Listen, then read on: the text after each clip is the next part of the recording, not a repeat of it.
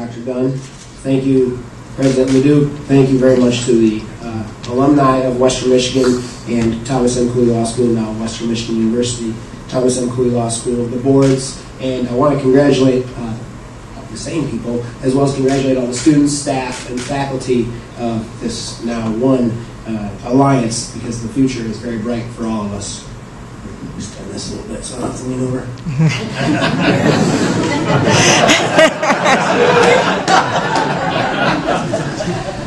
When first asked to speak about the alliance on behalf of current students and recent alumni, I immediately thought back to my journey that brought me here in 2008. It involved football, as Dr. Dunn pointed out, and I have to obviously thank former head coach Bill Cubitt and his staff as they continue to be an impact emotionally, physically, mentally on the development that I've seen. I have to thank the deans of the Honor College, Dean Andriotis, Dean Vizzini, the dean of the world-renowned in many respects College of Engineering and Applied Sciences. The opportunities that I had at those colleges as a part of the leadership of Dr. Dunn here at Western Michigan has helped form me into the person that I am today. I then recall the events that led to my attendance at the WMU Thomas M. Cooley Law School. It was a conversation I had with a very dear friend that basically asked me, why not? Why not give this a try? It was then that I realized a major impetus for my life and my life decisions, and that is, in fact, why not? It's a common theme in athletics for an individual or a team to be challenged and motivated by the likes of a simple phrase. Why not us? Why not now? Additionally, we are often challenged in the field of engineering with trying to overcome the status quo. Challenged with developing new methods, new materials, new technology in order to improve the state of things. What purpose might an attorney serve, considered in most simple sense, other than to prove the validity of why not when opposing counsel, a judge and jury, and maybe even the vast majority of the criminal justice system are demanding an answer to why?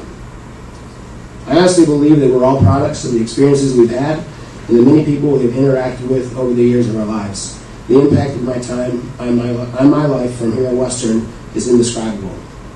In my final months, as Dr. Dunn pointed out, being enrolled as a Bronco, I had the opportunity to compete in the final rounds of the 2012 Rhodes Scholarship Competition in Chicago.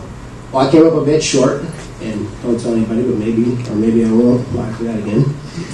I certainly drew on the educational and life experiences that I was afforded for my time here at Western. Those people and experiences continue to serve as an integral piece to the successes I've experienced even today. So, we're here, and now what? It appears to be fairly common belief that engineering and law don't necessarily align. As Dr. Dunn pointed out, that can't be too true. The response I get when I explain my educational background, current profession, and status as a law student is generally along the lines of, why? Despite the obvious alignments of subject matter such as patent law, business law, corporate law, intellectual property, and the like, the real connection is much deeper than that. The real connection is about aligning the ways of critical thinking. The subject matter of law aligns with all subjects because law, as most of us know, is simply a set of rules that governs how we act. And those rules interact with engineering, the study of and practice of medicine, aviation, and innovation and creativity, as again Dr. Dunn pointed out in his video earlier today. Making these connections is elementary and does not really come at the heart of the alignment.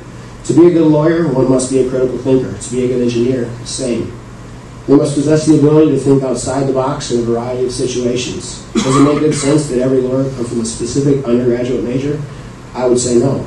Expecting there to exist an explicit prerequisite necessary to successfully study and practice law is without merit. At WMU Cooley, that sentiment could not be better represented. In my class alone at Cooley, there are 2 engineers, 5 current and former servicemen and women, former college faculty, current legislative assistants, and more. The flexibility of classes to allow for traditional full-time day students, as well as students like myself, participating in part-time class 2 nights a week, lends to the notion that WMU Cooley is one of a kind. The faculty and staff have all practiced in the area of law they teach.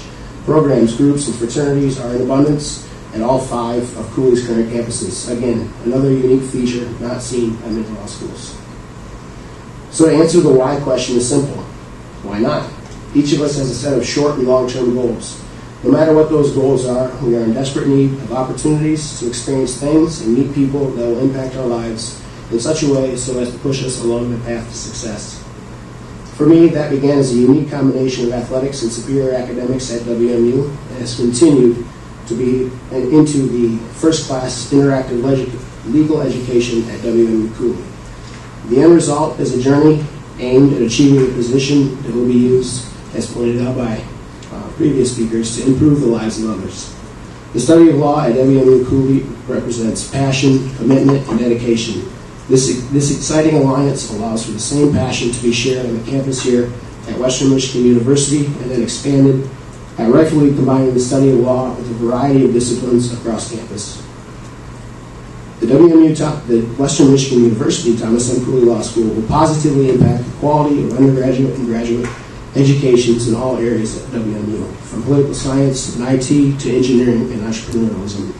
And I'm guilty of this, I always include some kind of quote. So Archimedes, so we're going to go back a little bit before the beginning of both these institutions, but Archimedes once said, "Give me a place to stand and a lever long enough and I will move the world."